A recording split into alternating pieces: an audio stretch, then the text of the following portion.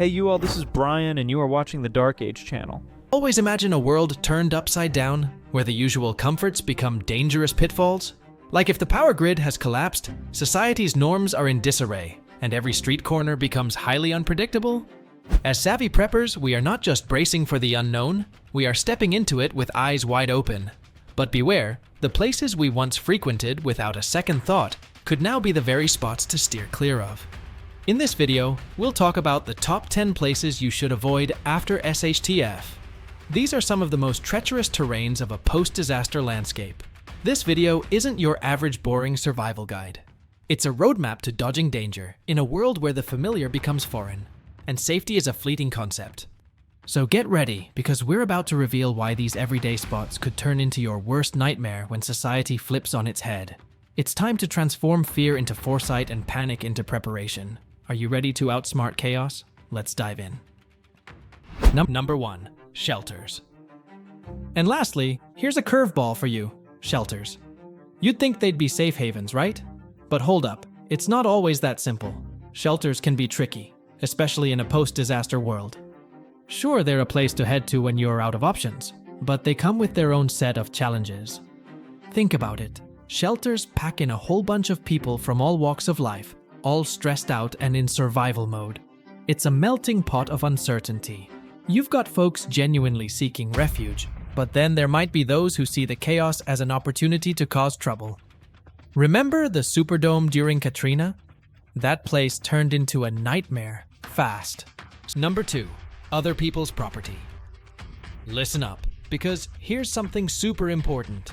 Stay away from other people's property when things go haywire. It's a big deal. Post-disaster, everyone's on edge, and folks are especially touchy about their turf. Wander onto someone else's land, and you could be walking into a world of trouble. People are in full-on protection mode, guarding what's theirs like a mama bear with her cubs. Here's the real talk. Even if you're just passing through, don't expect a warm welcome. Landowners aren't looking to make friends. They're looking to keep their property safe. And with tensions sky high, misunderstandings can happen in a heartbeat. You don't want to be mistaken for a threat.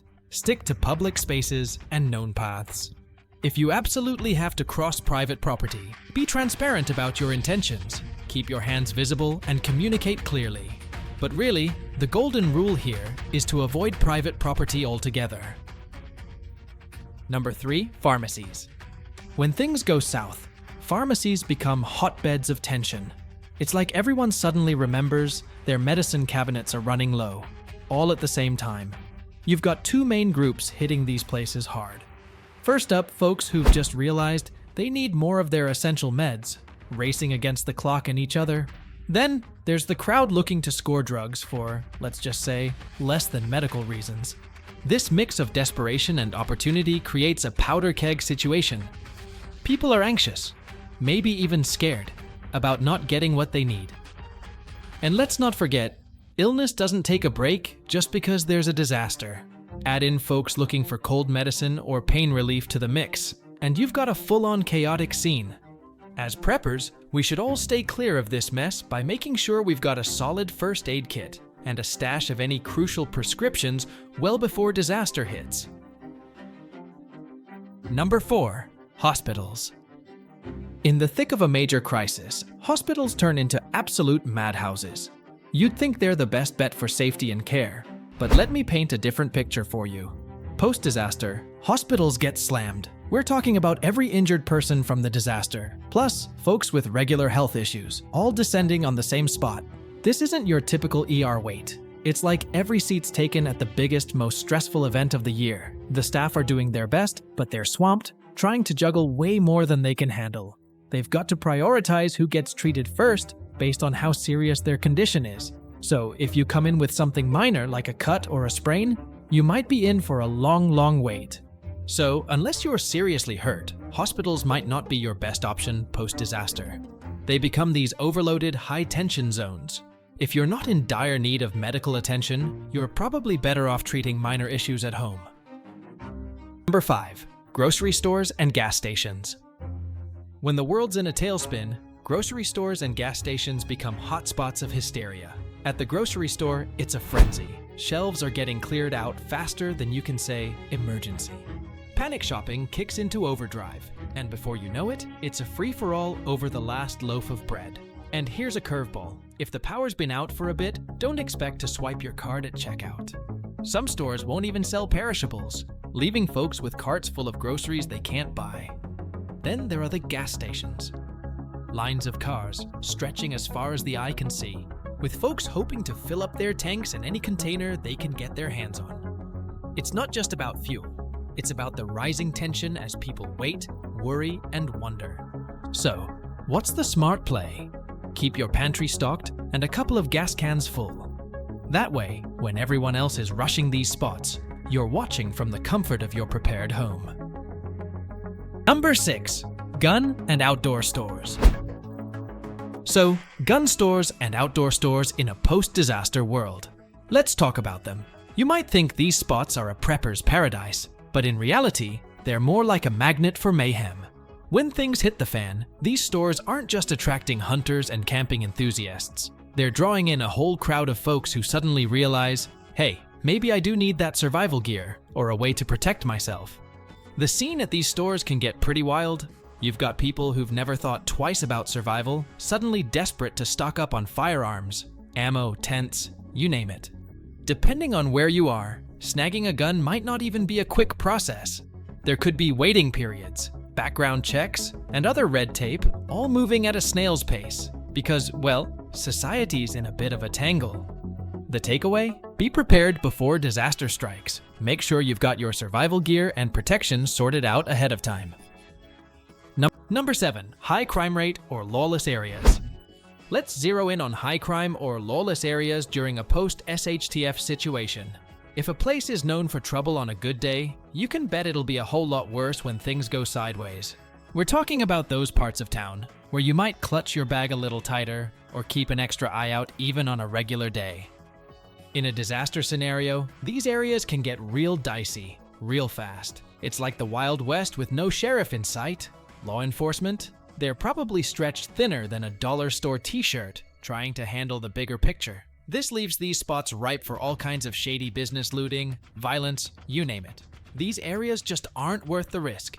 If you've got to go through them, keep a low profile, move quickly, and get out as fast as you can. In times like these, the less you stand out, the better. Number 8. Public spaces. Speaking of crowds, let's talk about public spaces when the world's gone topsy-turvy. You'd think they'd be safe havens, right? Well, not exactly. In a major crisis, these places can go from chill to chaos real quick. We're talking about spots like malls, parks, or town squares. They might seem like a good place to catch your breath or meet up, but there's a catch. In a disaster, these areas can get swamped with folks. Everyone's running on high alert, and that can lead to some serious frenzy. Picture a concert crowd, but with fear cranking the dial to 11. The problem isn't just the sheer number of people, it's the panic. It's like a powder keg waiting to blow. One wrong move, and things can spiral into a full-blown stampede. So keep your distance. If you absolutely have to be in a public space, stay on the edges. That way, if things go south, you've got a quick exit strategy. Number 9. Heavily traveled roads. In a post-SHTF world, hitting the main roads might seem like the logical move, but let me tell you, it's often a path straight into a headache. Heavily traveled roads can quickly turn into giant parking lots when everyone's trying to bail at the same time. It's like Thanksgiving traffic, but with a side of panic and zero patience. Picture this. You're all set to jet out of Dodge, but so is everyone else. Those main streets and highways? They are jam-packed, moving slower than molasses in January. It's not just about being stuck, it's about being a sitting duck. You're out in the open, with a tank of gas that's not doing you a lick of good. The trick to dodge the chaos is by sticking to the less beaten paths. Maybe it's the back streets, a bike path, or even hoofing it on foot. You don't want to be where the crowds are. Number 10. Disaster epicenter.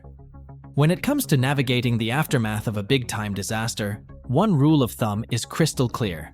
Stay away from the disaster epicenter. Think of it as the bullseye of chaos, where the impact hits hardest.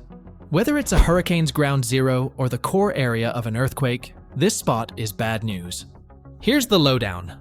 The disaster epicenter is packed with all sorts of hazards. We're talking potential chemical spills, gas leaks, busted water lines, and even the chance of unexploded stuff lying around. It's like nature, or whatever caused the mess, threw everything but the kitchen sink at this place. And if that's not enough, the structures in this zone, they're probably on the brink of collapse. Walking into this area is like stepping into a danger zone on steroids. So what's the bottom line? Simple. Give the epicenter a wide berth. It's the smart move, and honestly, it's the only move that makes sense. Number 11. Industrial areas. Alright, let's chat about those industrial zones, you know, the ones packed with all sorts of chemicals and hazardous materials. Now, I know it might not be the first thing on your mind when the world's going sideways, but hear me out. These areas are like a ticking time bomb in a post-SHTF scenario. We're talking about places filled with everything from flammable substances to toxic chemicals. On a regular day, they're managed with care, but throw in a disaster, and it's a whole different ballgame. Imagine this. A disaster hits, and those carefully controlled substances, they're not so controlled anymore.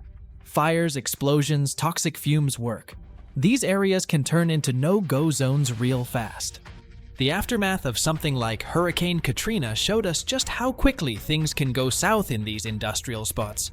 Emergency responders will probably be setting up safety perimeters, but don't go anywhere near them anyway. So, what's the move? If you end up at a shelter, stay alert and keep your wits about you. Not everyone's there to play by the rules, but if you can, try to avoid them altogether. The less you have to rely on a public shelter, the better off you'll be.